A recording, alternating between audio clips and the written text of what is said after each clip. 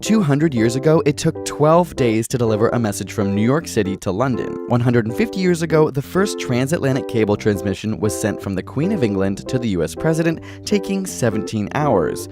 85 years ago, telephones became common household fixtures, and 30 years ago, the first cell phone was invented, which weighed as much as an iron, took 10 hours to charge for a 35-minute conversation, and cost almost $4,000. 20 years ago, the first text message was sent, a simple "Merry Christmas." And today, more people have mobile phones than toilets, with around 23 billion text messages being sent every day.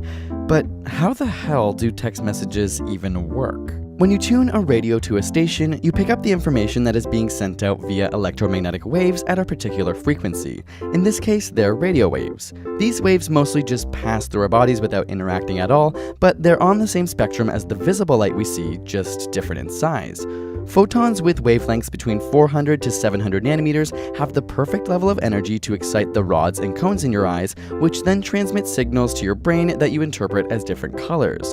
But radio waves, which have wavelengths ranging from 100 microns to 100 kilometers, are much lower energy and can't excite your eyes, so they're invisible to us. Similar to a radio, your cell phone receives signals at specific frequencies, but it can also transmit its own radio waves back to a network at the same time. The network is a system of towers, antennas, and transmitters which divide a geographical area into cells, hence the term cell phone. These cells determine which areas are served by which towers, though they generally overlap so that your phone always has a tower to communicate with. Feel like your phone battery is losing power faster than normal? Phones transmit at higher levels indoors due to building materials, in rural areas due to greater distances to the network antennas, and when moving at high speeds, like in a car, due to the frequent handover between network antennas. Whenever someone sends you a text, their phone transmits radio signals, which convey the identity of both their phone and yours, along with the content of the message. These signals are then picked up by the tower closest to them, which converts the radio waves into a digital electrical impulse and passes it along to a hub of the network called a mobile switching center. If you're out of range or your phone is off, the message is stored by the mobile switching center for a short time until you can be located by the network.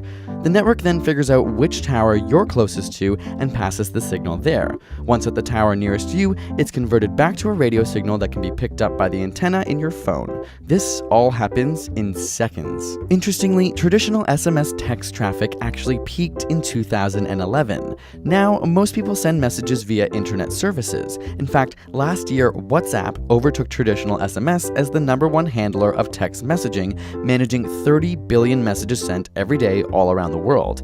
And if you're sending those messages across the world, it's actually sent via a giant cable that runs across the ocean floor. In fact, 99% of all international data is sent via undersea cables. So what does the future of messaging look like? We're currently in the 4th generation of mobile communication networks with 5G on the horizon, and it's actually been projected that the technology for phones embedded in our bodies can be available as soon as 2023.